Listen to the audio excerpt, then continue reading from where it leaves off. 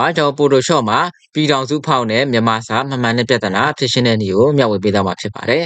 ကျွန်တော်ကပုံမှန်ဆိုလို့ရှိရင်ပြည်ထောင်စုဖောက်နဲ့ဒီမြန်မာစာတွေရိုက်တဲ့အခါမှာစာတွေကမှန်မှန်နဲ့ပြဿနာဖြစ်ပါတယ်အဲ့တော့ဒီမှာဆိုရင်ကျွန်တော်စမ်းပြီးတော့ရိုက်ကြည့်မယ်အဲ့တော့ဒီစာရေးဖို့အတွက်ဒီတက်တူးလေးကိုခေါ်လိုက်ပါတက်တူးလေးကိုခေါ်ပြီးတော့ဒီမှာကျွန်တော်ရိုက်ကြည့်ပါမယ်အပေါ်မှာပြည်ထောင်စုဆိုပြီးတော့ပြောင်းလိုက်ပါပြီးရင် enter ခေါက်လိုက်ပါဒါကြကျွန်တော်ဒီနေရာလေးမှာရေးကြည့်မယ်ပြည်ထောင်စုဆိုပြီးတော့ရေးကြည့်လိုက်ပါမယ်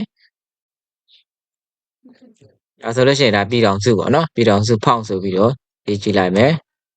ဒါဆိုရင်စာမှန်မှန်အောင်ပေါ့နော်ဒီမှန်မှန်နဲ့ပြဿနာကိုဘယ်လိုမျိုးရှင်းရမလဲဆိုရင်ဒီမှာတစ်ချက်ဒီအဆုံးထိလိုက်ကြည့်ပြီပေါ့နော်တကယ်တော့ကျွန်တော်အရင်ဆုံးအနေနဲ့ဒီ edit တွေကိုသွားပါမယ်ပြည်ထောင်စုဖောက်မှန်အောင်ကျွန်တော် edit တွေကိုသွားပါဒီမှာရှိပါတယ် edit တွေကိုသွား edit တွေကိုသွားပြီးအောက်ဆုံးသားလေးမှာဒီမှာရှိပါတယ်နော် preference ဆိုတာလေးရှိပါတယ်အဲ့ဒီ preference ကိုတစ်ချက်နှိပ်ပါ preference ကိုနှိပ်ပြီးသားပြီဆိုလို့ရှိရင်ကျွန်တော်ဒီမှာရှိတဲ့ channel တွေကိုသွားပါ shortcut အနေနဲ့ဆိုရင် control ရဲ့ K ရဲ့တိုက်ရိုက်နှိပ်လဲရပါတယ် control ရဲ့ K ရဲ့နှိပ်ဒါမှမဟုတ်ရင် channel ကိုနှိပ်ပေါ့နော်နှိပ်ပြီးသားပြီဆိုရင်ကျွန်တော်ဒီထဲမှာ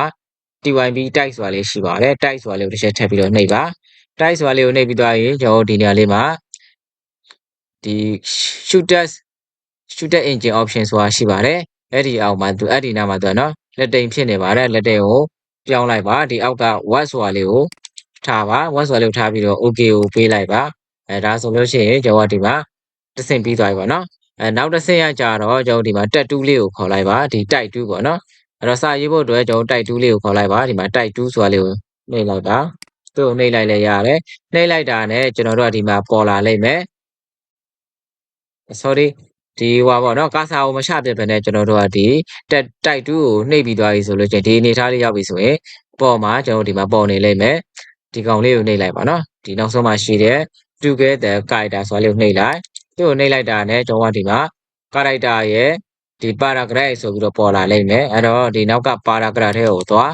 paragraph ထဲမှာသွားပြီးသွားပြီဆိုရင်ဒီနေရာလေးမှာတစ်ချက်နှိပ်ပါဒီမှာနော်မြေနူး၃ချောင်းလေးရှိပါတယ်သူ့ကိုကျွန်တော် function key နဲ့ပြပါမယ်သူ့ကိုတစ်ချက်နှိပ်လိုက်တာနဲ့ပေါ့နော်ဒီဟာလေးကိုတစ်ချက်ထပ်ပြီးတော့နှိပ်လိုက်ပါနှိပ်လိုက်တယ်ဆိုလို့ရှိရင်ဒီမှာ rust ready ဆိုတာလေးကိုနှိပ်ပါဒီလက်သိမ်းရအောင် rust ဆိုတာလေးကိုနှိပ်ပါသူ့ကိုနှိပ်လိုက်တာနဲ့ကျွန်တော်တို့ကပြန်ပြီးတော့ပြည်ထောင်စုဖောက်မှန်သွားမှာဖြစ်ပါတယ်ဒီမှာဆိုရင်တစ်ချက်ကြည့်လိုက်ပါနော်ပြည်ထောင်စုဖောက်ကမှန်သွားပြီဆိုပါတယ်ဒါဆိုရင်နောက်တစ်ချောင်းရေးကြည့်အောင်ကျွန်တော်တို့မြန်မာစာဆိုပြီးတော့ရေးကြည့်မယ်